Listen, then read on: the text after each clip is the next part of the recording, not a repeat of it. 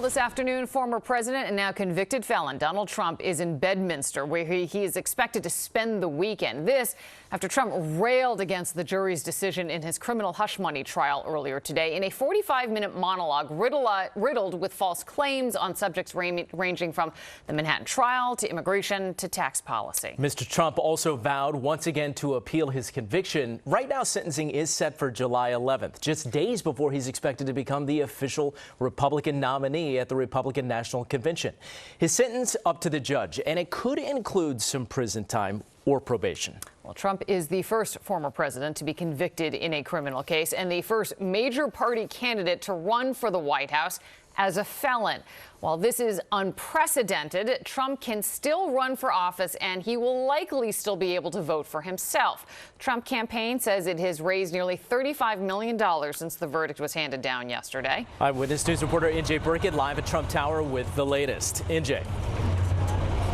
And right, Mike, for the moment, Trump seems to be finding a silver lining in his criminal conviction. As you guys said, he claims that his campaign has raised more than $30 million in the first 10 hours after the verdict was announced. There's no indication that he's trying to put all of this behind him. In fact, he seems to be running on it. Donald Trump emerged from Trump Tower, and the dissonance on Fifth Avenue was deafening. Cheers from flag-waving supporters and angry taunts from others praising the verdict. Guilty! Speaking to dozens of reporters gathered in the building's lobby, Trump ridiculed the jury's decision and the trial that led up to it. This can't be allowed to happen to other presidents. It should never be allowed to happen in the future. But this is far beyond me. This is bigger than Trump. This is bigger than me. This is bigger than my presidency. And the people understand it. The verdict came after barely 9 hours of deliberations, guilty on all 34 counts in the indictment. The jury accepting the prosecution's case that the former president ordered Michael Cohen to pay porn star Stormy Daniels $130,000, then covered up the payments to hide her bombshell allegation from the voters. In the first 10 hours after the verdict, Trump claims his campaign raised $39 million. A lot of people have predicted it because the public understands, and they understand what's going on.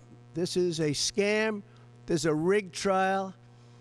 It shouldn't have been in that venue. We shouldn't have had that judge. Trump mocked Judge Juan Merchan, the district attorney, and President Biden, who today condemned Trump's attacks on the judicial system, insisting that the former president was given a fair trial. That's how the American system of justice works.